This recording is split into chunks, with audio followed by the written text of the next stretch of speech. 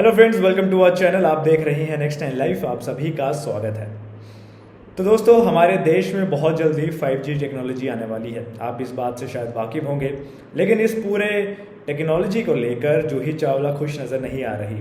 जूही चावला का मानना है कि 5G टेक्नोलॉजी हमारी एनवायरनमेंट और हमारी सेहत के लिए ठीक नहीं है। जूही चावला का ये कहना है कि पहले इस पूरे टॉपिक पे अच्छे से अध्ययन होने की ज़रूरत है, अच्छे से रिसर्च करने की ज़रूरत है। उसके बाद अगर जो रिज़ल्ट आते हैं, जो उनके आउटकम आते हैं वो पॉजिटिव आते हैं, तो उसके बाद इसको हम देश में लागू कर सकते हैं।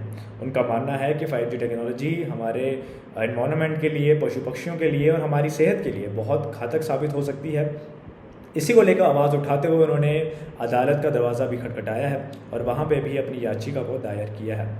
तो दरअसल ये जूही चावला इस पूरे मामले में अभी से नहीं, काफ़ी सालों से बातचीत कर रही हैं। इससे पहले भी वो 4G टॉवर्स और बाकी टॉवर्स को लेकर भी अपनी बात सामने रख चुकी हैं, लेकिन इस बार 5G टेक्नोलॉजी को लेकर वे काफ़ी ज़्यादा एक्टिव नज़र आ रही हैं। तो क्या है ये पूरा मामला और जूही चावला का क्या स्टैंड है, जानिए आज की हमारी स्पेशल रिपोर्ट पे। वीडियो को शुरू करने से पहले आप सभी से दरख्वास्त करना चाहूँगा कि अगर आप हमारे चैनल पर नए हैं तो चैनल को सब्सक्राइब ज़रूर कर दीजिएगा। इसके अलावा वीडियो को एक लाइक भी ज़रूर दे दीजिएगा। चलिए शुरू करते हैं। तो बॉलीवुड अभिनेत्री जूही चावला अक्सर लोगों को सुरक्षा, सफाई और अन्य ज़रूरी चीज़ों के लिए जागरूक करती रहती हैं। अभी हाल ही में उन्होंने भारत में 5G तकनीक को लेकर अदालत का रुख कर लिया। जूही चावला की ओर से दाखिल याचिका में मांग की गई है कि 5G टेक्नोलॉजी को लागू किए जाने से पहले इससे जुड़े तमाम तरह के अध्ययनों पर बारीकी से गौर किया जाए और फिर उसके बाद ही इस टेक्नोलॉजी को भारत में लागू करने के बारे में विचार किया जाए। इस खबर के सामने आने के बाद से जूही के सोशल मीडिया में काफ़ी चर्चे हो रहे हैं। वहीं जूही चावला ने अपने इंस्टाग्राम अकाउंट पर एक वीडियो को भी बनाया है। इसमें वो कहती हैं कि कुछ लोगों ने कहा कि आप अभी जाग गई हैं। उनसे कहना चाहती हूं कि मैं आज नहीं जागी हूं, बल्कि पिछले 10 सालों से सेलफोन टावर, रेडिएशन, इन सब के बारे में बातें कर रही हूं। इसके बारे में जितना हो सके जानकारी को फैलाइए। हमारे फ़ोन मैसेज से नहीं चलते हैं, ये रेडियो वेब से चलते हैं और ये वेब बढ़ते ही जा रहे हैं। आपको बता दें कि अभिनेत्री आगे कहती है कि 1G से 2G, 2G से 3G, 3G से 4G और अब 4G से 5G हमारे एनवायरनमेंट के लिए काफ़ी ज़्यादा रेडिएशन पैदा करेगा। कोई चीज़ मॉडरेशन में हो तो ठीक रहती है, लेकिन जब ये ज़रूरत से ज़्यादा हो जाए तो इसका दुष्परिणाम भी भुगतना पड़ सकता है। 20 से 25 साल से ये जो रेडिएशन हमारे ऊपर फैलती जा रही है, इस पर किसी ने स्टडी नहीं की है। वो आगे कहती हैं कि आपके पास भी टेक्नोलॉजी है, ज़रा इसके बारे में रिसर्च कीजिए और देखते हैं कि आपको इसके बारे में क्या मिलता है।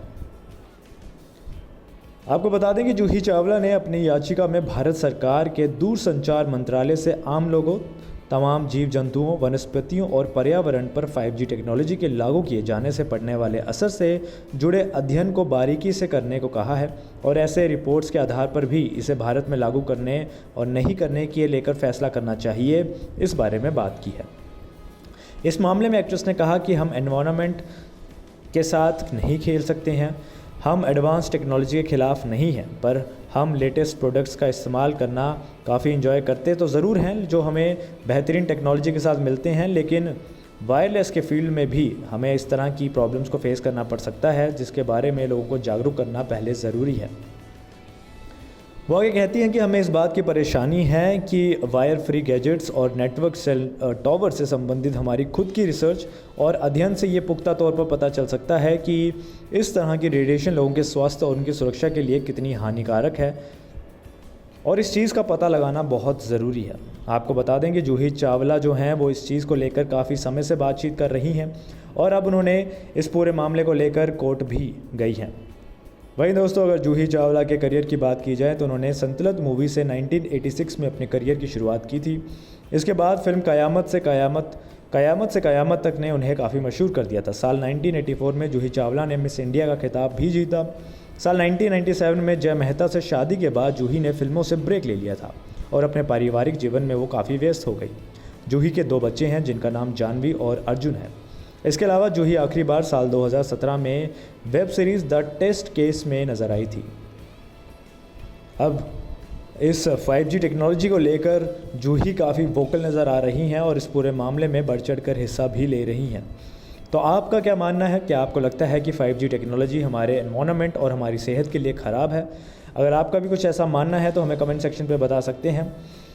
आज की वीडियो को यहीं ख़त्म करेंगे, मिलेंगे आपसे अगली वीडियो पे। फिलहाल के लिए दीजिए इजाज़त, लेकिन जाते जाते आप जूही चावला की इंस्टाग्राम वीडियो भी देखते चलिए, जिसमें उन्होंने इस पूरे मसले को लेकर खुलकर बात की है। तो आज सुबह मैंने कुछ ट्वीट्स पढ़े। थैंक यू, कुछ लोगों ने मुझे हिम्मत दी, मुझे सराहा, मुझसे कहा कि मैं सही कुछ काम करने जा रही हूं। एंड फिर कुछ मीम्स पढ़े मजा आ गया भाई। क्रिएटिविटी की तो दाद देनी पड़ेगी मुझे हमेशा लगता है कैसे कितना जल्दी कितना टेढ़ा बेड़ा सोच लेते हैं लोग। वेल चलिए, it was very interesting, very क्या कमाल था। हाँ, जानते हैं कि मैं किसके बारे में बात कर रही हूँ। 5G सूट जो कि फाइल हुआ है दिल्ली हाई कोर्ट में। तो हाँ, कुछ लोगों ने ये कहा कि आप अभी जाग गई हैं और सूट फाइल कर दिया। तो उनसे मैं ये कहना चाहती हूँ कि मैं आज नहीं जागी हूँ, मैं पिछले 10 साल से radiation, safe cellphone use, cellphone tower radiation, इनके बारे में मैं बातें करती रही हूँ और मैंने इनके बारे में जितना हो सके मैंने जानकारी फैलाई है। और क्यों किया?